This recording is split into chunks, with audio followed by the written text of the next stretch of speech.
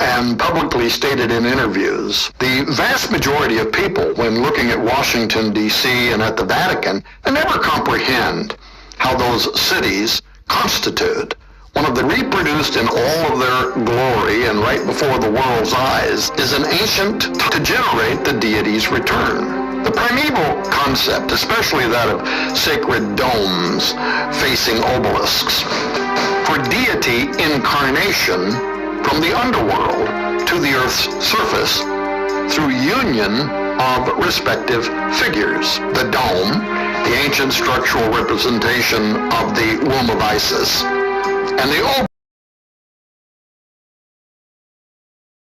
of Osiris.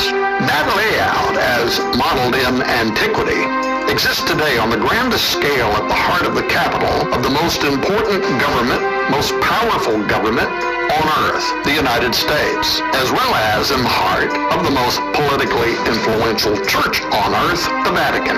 Now, given this fact and the pattern provided by the Apostle Paul and the Apocalypse of John, the book of Revelation, that the end times would culminate in a marriage between political, that is Antichrist, and religious, that is false prophet, authorities at the return of Osiris Apollo, it really does behoove open-minded researchers to carefully consider these prophecies in stone as it defines the spiritual energy that's knowingly or unknowingly being invoked in layout and design of its primary buildings and streets. Now, that's no accident. In fact, America's forefathers first named the capital city Rome. But the parallelism between Washington and the Vatican is most clearly illustrated by the Capitol building and dome facing the obelisk known as the Washington Monument, and at St. Peter's Square Basilica in the Vatican by a similar dome facing a familiar obelisk, both of which were, according to their own official records, fashioned after the Roman Pantheon, the circular domed rotunda dedicated to all pagan gods.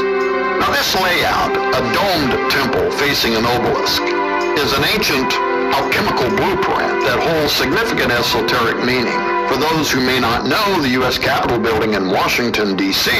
is historically based on a pagan Masonic temple theme. Thomas Jefferson, who shepherded the anti-Christian Roman Pantheon design, wrote to the Capitol's architect Benjamin Latrobe, defining it as, quote, the first temple dedicated to embellishing with Athenian taste the course of a nation looking far beyond the range of Athenian destinies, end quote. The Athenian Empire was, of course, first known as Ossyria, the kingdom of Osiris. In 1833, Massachusetts Representative Rufus Coyote agreed, writing, quote, we have built no national future of the world. One needs to comprehend the obelisk facing it, facilitate important, archaic, and modern protocols for invigorating prophetic supernatural alchemy. In ancient times, the obelisk represented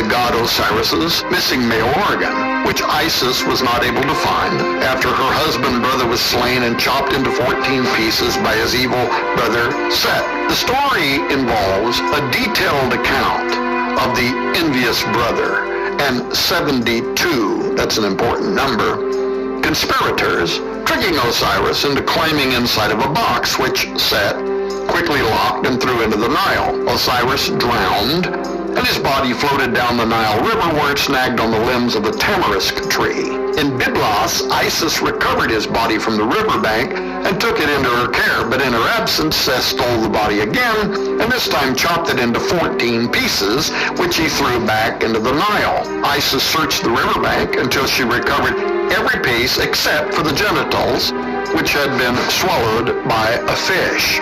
Isis recombined the 13 pieces of Osiris' corpse and replaced the missing organ with a magic facsimile, an obelisk, which she used to impregnate herself during the very first raising of Osiris ceremony, in which she called forth the seed of the dead god from the underworld up magic device, thus giving rise to Osiris again in the person of his son, Horus. Now this legendary sun god Ra shining down upon them.